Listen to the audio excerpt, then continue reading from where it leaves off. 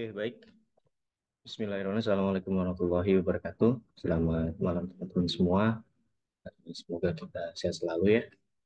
Baik, hari ini saya akan coba membuat sebuah video pembelajaran. Di mana video ini saya akan coba menjelaskan tentang bagaimana sih sebenarnya proses untuk membuat atau mentabulasi data, gitu ya. Karena sebelum kita melakukan sebuah regresi itu tentu saja datanya harus siap, ya. Ketika data itu siap, maka proses yang dilakukan itu pasti akan lebih mudah. Nah, baik sebelumnya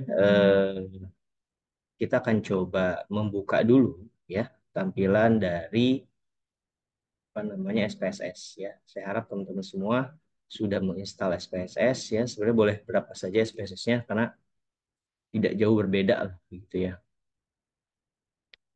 Coba akan saya share screen dulu.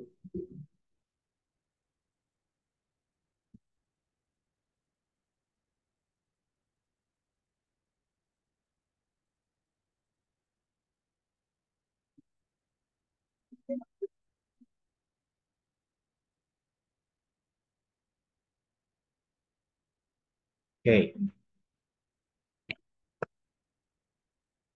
jadi silakan ya teman-teman sebelum kita kita bahas tentang SPSS-nya, silakan teman-teman install dulu ya. Softwarenya boleh dari mana saja. Ya, yang penting teman-teman install. Yang saya gunakan di sini adalah SPSS 25 ya. Salah 25. Jadi kalau memang mau biar sama ya silakan. Oke. Baik, ini adalah tampilan atau tampilan muka ya atau interface dari SPSS ya. Dan saya rasa ini tampilannya cukup user friendly ya. Nah, di sini datanya ini kita bisa masukkan ke data view ya. Baik, di sini ada menu-menunya ya. Ada file, edit, view, data, transform dan lain-lain. Kemudian ada toolbarnya juga. Ya, tentu saja toolbar ini ada fungsinya juga ya. Nah, kemudian data-data ini kita masukkan di sini. Jadi ada cara cepatnya ya untuk memasukkan data tersebut.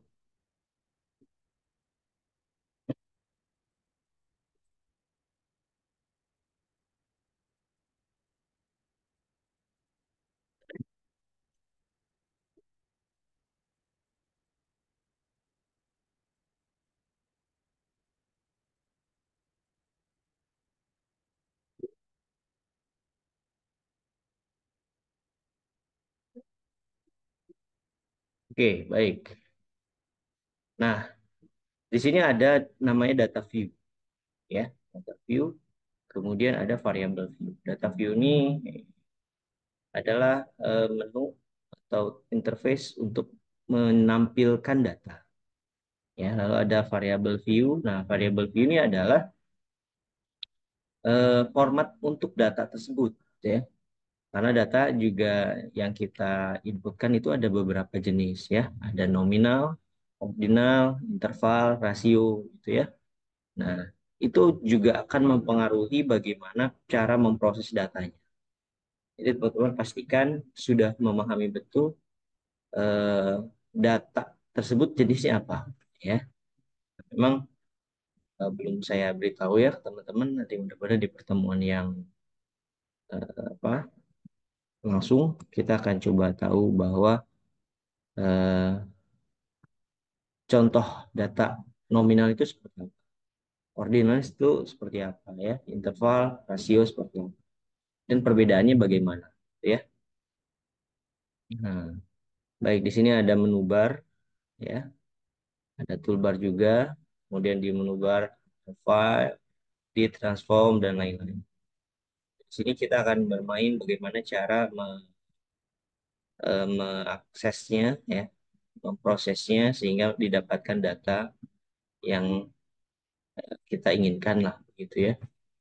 Nah, kemarin sudah saya coba jelaskan ya bagaimana fungsi dari regresi itu. Nah, ketika kita menghitung data-data itu tersebut, kita ingin melihat sih sebenarnya bagaimana nih data ke depan atau data prospeknya seperti apa, hasil kedepannya bagaimana, ya.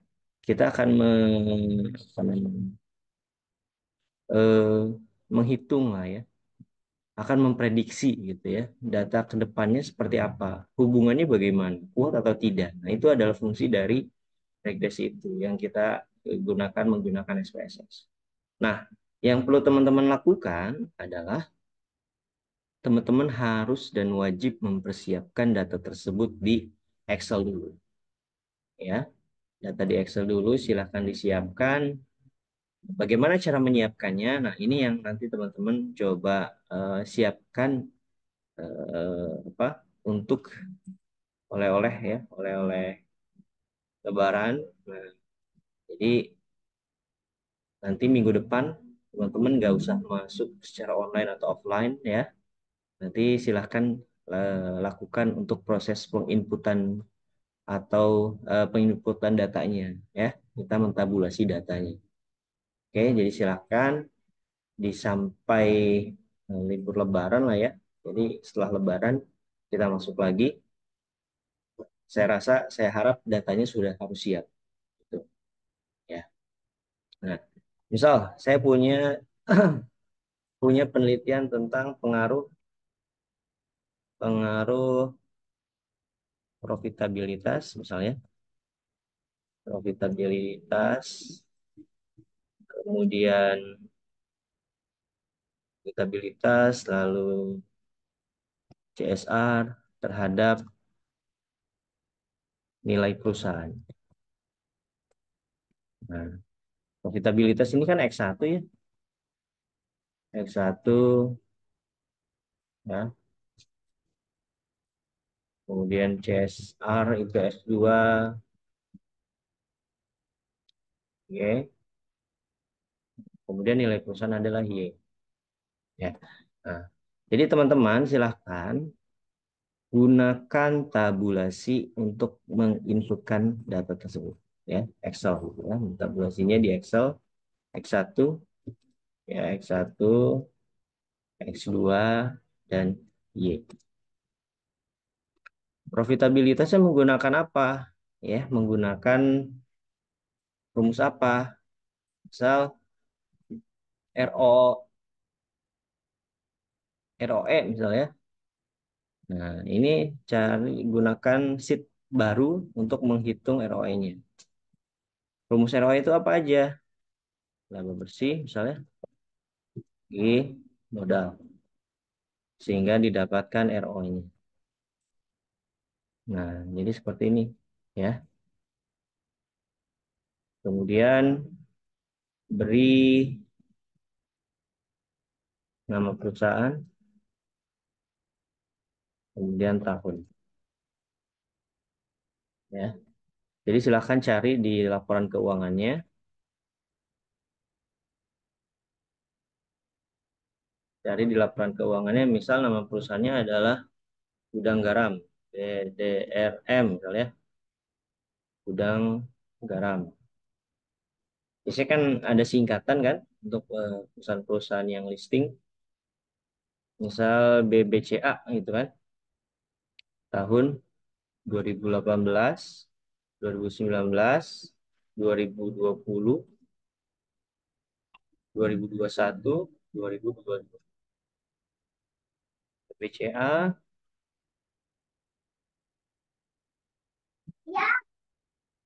laba bersihnya berapa nih di 2018? Salah 1 miliar. Nah, ya, misal 1,8 M. Misal 1,8 M di tahun 2019 2 miliar gitu ya. Anggaplah ini datanya sudah sesuai. Nah, kemudian cari modalnya. Modalnya berapa?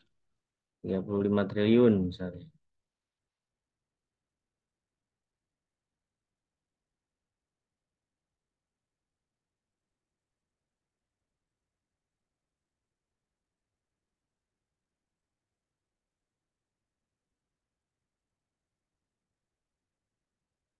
Hmm.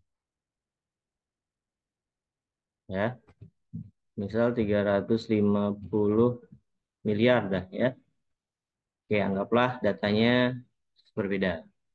Sehingga kita bisa tahu bagaimana ROI-nya, ya kan? Nah, data ini yang nanti akan kita gunakan untuk ROE, ya. X1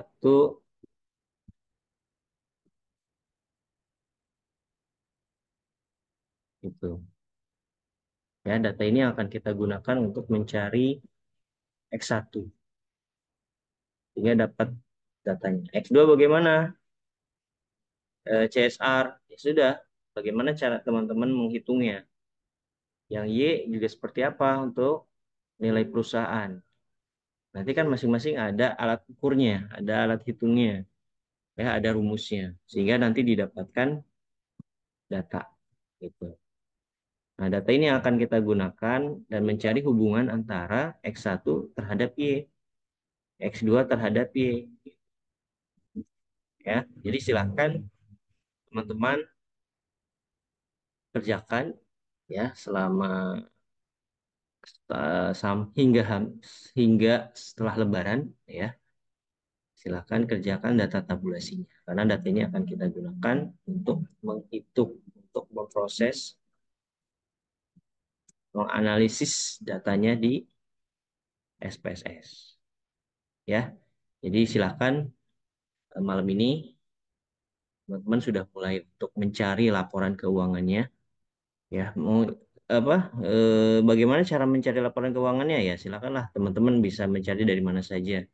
Bisa dari webnya, dari IDX ya, atau dari web yang bersangkutan, perusahaan yang bersangkutan, silakan teman-teman bisa mencari. Jadi download dulu laporan keuangannya, kemudian cari datanya, lalu masukkan ke dalam Excel.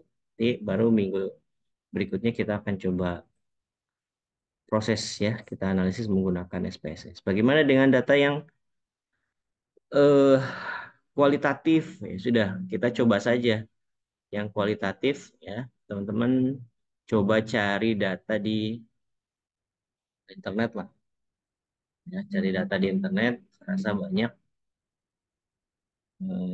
dengan menggunakan data yang sudah ada. Ya, oke, mungkin gitu aja untuk malam ini. Saya memberikan sedikit oleh-oleh buat Lebaran nanti. Ya, silakan teman-teman kerjakan. Jangan sampai telat, ya, jangan sampai tidak mengerjakan. Karena ketika tidak mengerjakan, ya sudah. Karena harapan saya adalah teman-teman cepat beres gitu untuk mengerjakan bab empatnya. Ya, nanti kita akan coba langsung praktekkan dengan penelitian yang teman-teman lakukan. Gitu, ya. Oke, seperti itu saja. Terima kasih atas perhatiannya. Mudah-mudahan sehat selalu, ya. Jaga kesehatannya, jaga imunnya, ya.